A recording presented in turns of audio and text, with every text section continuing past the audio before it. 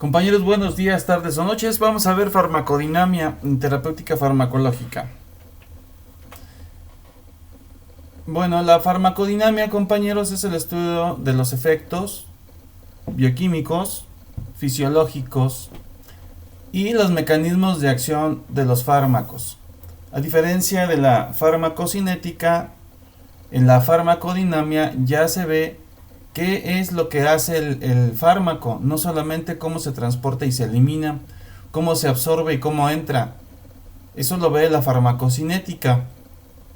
Aquí vamos a estudiar qué efecto tiene cada medicamento, fisiológicamente cómo altera a la célula, cuáles son las interacciones de los medicamentos, cuando estos llegan a las células, cómo se pegan a ellas para poder sanarlas, cómo es que los medicamentos funcionan, pero ya a nivel bioquímico, fisiológico y celular. Los efectos de los fármacos en nuestro cuerpo son consecuencia de su interacción con el organismo. Entonces, esta interacción modifica la función del organismo e inicia los cambios bioquímicos y fisiológicos. Se supone que cuando enfermamos, cuando tenemos alguna deficiencia o síndrome, nuestro cuerpo bioquímicamente y fisiológicamente no está bien. Trabaja anormalmente, trabaja ya sea con deficiencia o con una superproducción de alguna sustancia que le esté haciendo daño. También puede ser que definitivamente no trabaje y entonces se genera una deficiencia total. Estas cosas se manifiestan a través de sustancias químicas, a través de cambios en nuestros órganos. Sabemos que nuestros órganos están hechos de tejidos y que los tejidos están hechos de células. Por lo tanto, si un órgano no funciona, quiere decir que sus tejidos están dañados porque están dañadas sus células. Las células que normalmente deberían de funcionar de cierta manera han cambiado sus componentes químicos, se ha modificado la manera en cómo trabajaban normalmente porque están alteradas, ya sean por un virus, por una bacteria, por una toxina e incluso por algún traumatismo. Entonces, todos estos cambios bioquímicos y fisiológicos son los que están alterados. Por lo tanto, cuando los medicamentos entran y llegan a las células, se tienen que establecer relaciones entre esas células alteradas y los medicamentos, para que los medicamentos también, a través de sus interacciones bioquímicas, cambien la fisiología de esas células, es decir, el funcionamiento. Porque hay que recordar que fisiológicamente estamos hablando de las células en cuanto a su función. Y en un enfermo la función está alterada.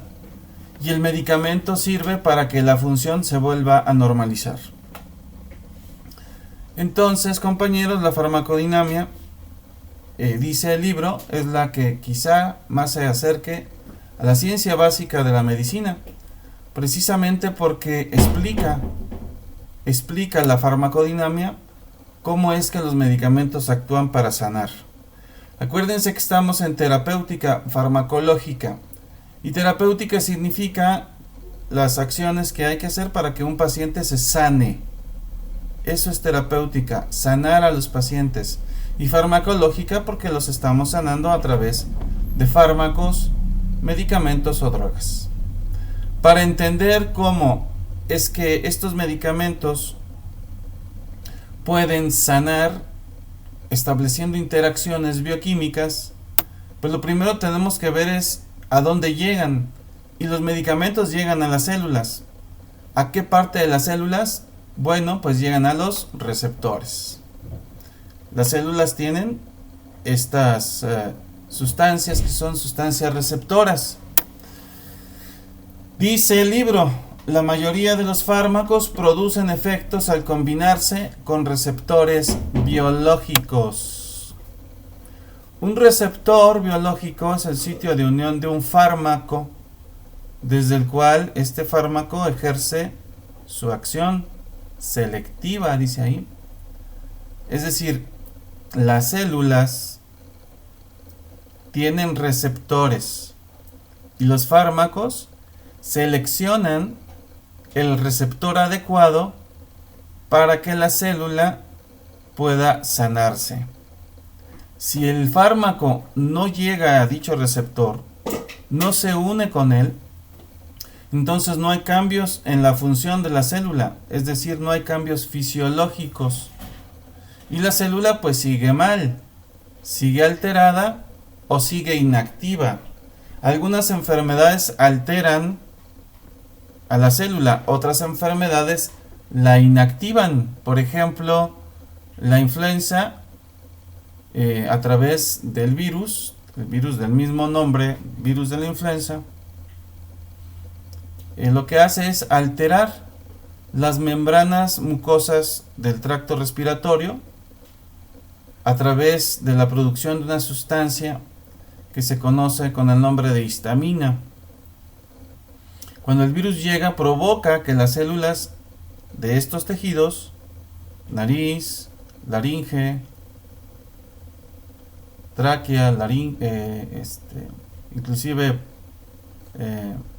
alvéolos, secreten una enorme cantidad de histamina, y esto va a provocar que todas estas células de los órganos que acabo de mencionar produzcan mucho fluido, mucho moco, mucha agua, y entonces eso provoca el escurrimiento y la congestión,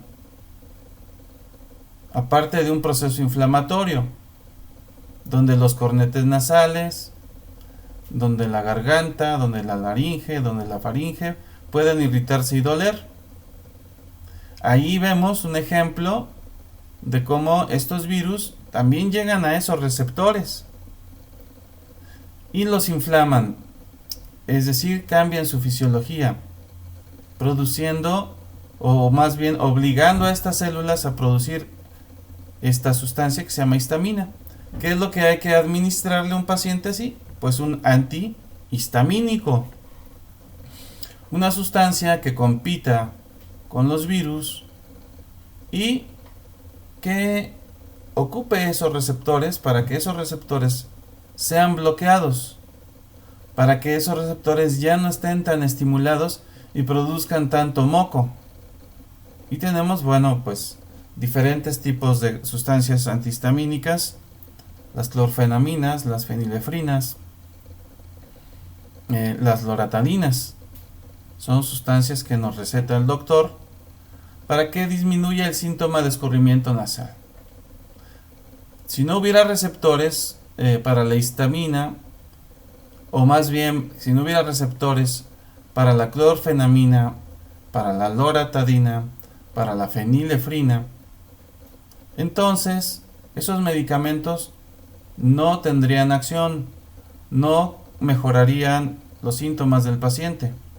Las células seguirían estando irritadas por la histamina y seguirían produciendo enormes cantidades de líquido, flujo nasal, congestión, irritación, inflamación, dolor, etc. Entonces, los receptores son moléculas localizadas en la membrana celular o en el espacio intracelular. Se combinan con el fármaco para producir una reacción química que modifica la función celular. Están viendo ahí en esa diapositiva, es una imagen en 3D de una membrana celular. La membrana celular principalmente tiene fosfolípidos. Son estos que voy a señalar a continuación, compañeros. Estos que parecen cerillitos, que tienen una cabecita y una colita, están orientados hacia afuera, las cabecitas, y hacia adentro de la célula. Y las colitas quedan en medio. Así se les llama de manera trivial. Realmente un fosfolípido tiene un núcleo en un extremo Ese núcleo es de ácido fosfórico y una cadena de ácido graso, que vendría siendo la colita o ramita que le sale a esa bolita. En una membrana celular hay una doble capa. Una capa que ve hacia afuera de la célula, aquí, y otra capa que ve hacia adentro de la célula, acá. Entonces esta es como la corteza de un pan blanco, por ejemplo. Haciendo una analogía, un pan blanco, pan Bimbo, así para decirles con mayor claridad, tiene una corteza que lo rodea. La célula también tiene algo similar, pero en este caso se llama membrana y está hecha de lo que acabo de decir. Una doble capa de fosfolípidos unidos o embebidos, relacionados y anclados a esta capa de fosfolípidos doble. Hay proteínas de diferentes tipos. Algunas funcionan como bombas para pasar sustancias de un lado a otro, otras funcionan como identificadores y marcadores biológicos, y otras son proteínas receptoras, como estas que vemos aquí. Estas proteínas receptoras, como su nombre lo indican, son las encargadas de recibir ciertas sustancias, entre ellas los medicamentos, y hacer que la célula reaccione a esos medicamentos, hacer que la célula cambie su funcionamiento con esos medicamentos.